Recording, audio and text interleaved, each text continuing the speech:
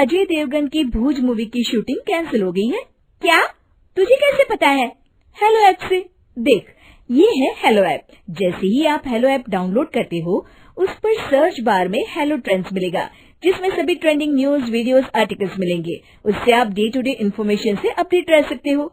ये तो बहुत अच्छा ऐप है। मैं अभी डाउनलोड करके खुद को अपडेट करती हूँ।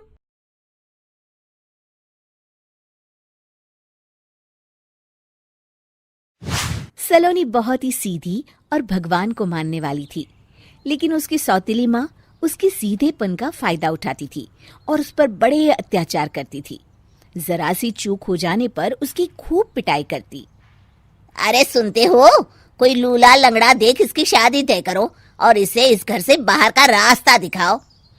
सलोनी के पिता जानते थे कि मीना एक चांडाल औरत है, इसलिए वो एक अच्छा घर देख सलोनी की शादी कर देते हैं। लेकिन वहां भी सलोनी से जलने वालों की कमी नहीं थी। सलोनी की ननद निकिता उसे बिल्कुल पसंद नहीं करती थी। सलोनी, बात तो सुनो जरा। जी कहिए। आज शाम को मेरे बॉस खाने पर आ रहे हैं। ध्यान रहे उनकी खातिरदारी में किसी प्रकार की कोई कमी नहीं होनी चाहिए। जी आपने कह दिया, बिल्कुल वैसा ही होगा। शाम को सलोनी जैसे ही गैस पर खाना चढ़ाकर वहां से जाती है, अभी इसके खाने का स्वाद बढ़ाती हूँ। निकिता गैस की आंच तेज कर देती है। थोड़ी देर में देखते ही देखते सारा खाना जल जाता है और पूरे रसोई घर में चारों तरफ धुआं फैल जाता है। अब आएगा मजा। माँ जल्दी आओ, यहाँ देखो सलोनी ने किचन में आग लगा दी। अरे तेरा सत्यानाश हो, कल मुही तूने ये क्या कर दिया? सलोनी की सास उसे बहुत डांट फटकार लगाती है। तभी मोहन अपने बॉस के साथ घर में प्रवेश करता है। अरे भाई मोहन, ये क्या तुम्हारे घर का क्या हाल हो रखा है? लगता है खाना जल गया है। चलो खाने का प्रोग्राम कैंसिल करो, मैं अपने घर जाके खा लूंगा। सर, दरअसल सर मुझे माफ कर दीजिए। अरे कोई बात नहीं, घरों में ये छोटी मोटी बातें होती रहती है। मैं समझ सकता हूँ, फिक्र मत करो, मैं नाराज नहीं हूँ और इस बात का तुम्हारे प्रमोशन पर भी कोई असर नहीं पड़ेगा। चलो अब चलता हूँ मैं। बॉस के जाते ही मोहन सलोनी पर भड़क उठता है और उसे खूब खरी खोटी सुनाता है। भगवान, मेरी माँ तो कहती थी कि अच्छे लोगों के साथ हमेशा अच्छा होता है, फिर मेरे साथ ही बुरा क्यों होता है? आखिर मेरी गलती क्या है?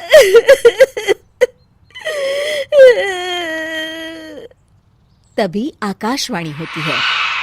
बेटी, अब तुम्हें कोई दुख नहीं दे पाएगा। तुम्हारा बुरा सोचने वाले के मन की सारी बातें तुम पहले ही जान जाओगी। अगले दिन सलोनी निकिता को चाय देने उसके कमरे में जाती है। तब निकिता के मन में कुछ बातें चल रही थी। कल तो मैंने सिर्फ खाना जलाया था, अब तू देखती जा सलोनी, तेरा इस घर में जीना हराम कर दूंगी। अच्छा, तो ये बात है, अब इसे सबक सिखाना ही पड़ेगा। कुछ दिनों के बाद, सलोनी, मेरे कपड़े जल्दी से प्रेस कर दो, ऑफिस के लिए देर हो रही है। सलोनी मोहन के कपड़ों के पास प्रेस गर्म होने के लिए रख देती है और अपने कमरे में चली जाती है। तभी हॉल में निकिता आती है। सलोनी चुपके से उसे देख रही होती है। आज अगर मैंने ये कपड़े जला दिए, तब तो पक्का मेरा भाई इस सलोनी की बच्ची को धक्के मार के घर से बाहर निकाल देगा। अरे तू क्या मुझे निकलवाएगी? महादेव है मेरे साथ। ठहर जा निकिता, आज तो तेरी खैर नहीं। सलोनी अपने पति मोहन को बुला लाती है और निकिता की सारी करतूत दिखाने लगती है। निकिता गर्म प्रेस मोहन के कपड़ों पर रखकर अपने कमरे में चली जाती है। मेरी बहन इतनी बड़ी चालबाज निकलेगी, मैंने तो सोचा ही नहीं था। मुझे माफ कर दो सलोनी, मैं तुम्हें गलत समझ रहा था। मोहन निकिता को बुलाकर उसे खूब डांट फटकार लगाता है। उस दिन के बाद से सलोनी की जिंदगी पूरी तरह बदल जाती है। सलोनी हर किसी के मन की बात सुन लेती थी। दूसरी तरफ निकिता का कोई भी दांव सलोनी पर नहीं चलता था और आखिरकार वो भी सलोनी के आगे घुटने टेक देती है। फिर एक दिन सलोनी की सास की सहेली ममता अपनी बहू कविता के साथ वहां आती है। कविता मन ही मन कहती है, अरे ये बुढ़िया पागल है जो मुझे यहाँ लेके आ गई। कहाँ मैं अपनी किटी पार्टी छोड़ के इसके साथ यहाँ मरने आ गई।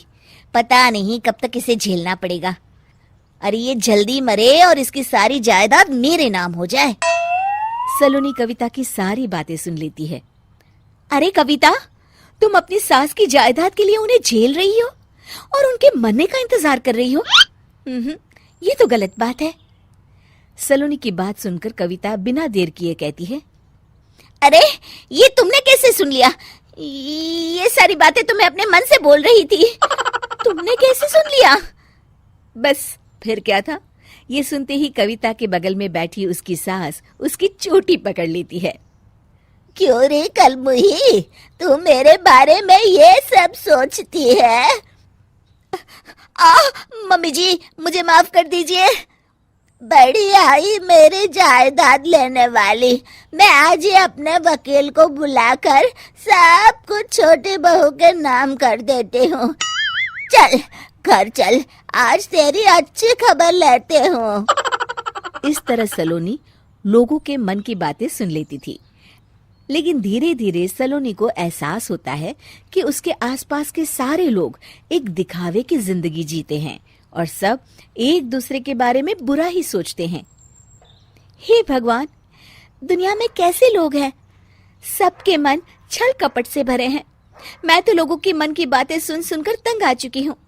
मैं अपनी जिंदगी में अब बहुत खुश हूँ। अब आप मुझसे ये शक्ति वापस ले लीजिए भगवान। इस तरह भगवान सलोनी को दी हुई शक्ति वापस ले लेते हैं और सलोनी एक आम जिंदगी जीने लगती है।